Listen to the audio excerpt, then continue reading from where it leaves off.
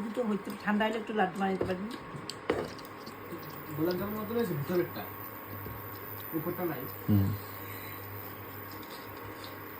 এখন লাড্ডু হবে না একটু আলু কি দিই? হালকা হালকা লাড্ডু, মানে নরম হাতে আর কিছু একটা লাগাইতে হবে না, আটা ওটা খায় খায় দেখ যদি লাড্ডু বনছে বাচ্চা গেলে।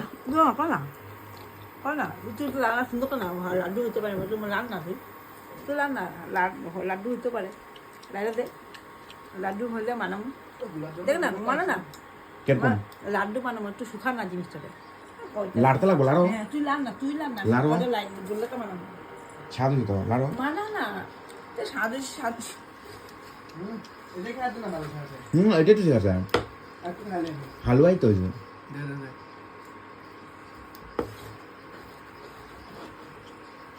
না এটা হালুয়াই ঠিক আছে, না লাড্ডু বানাবো, হালুয়াই ঠিক আছে। না লাড্ডু বানাবো না শুকা না।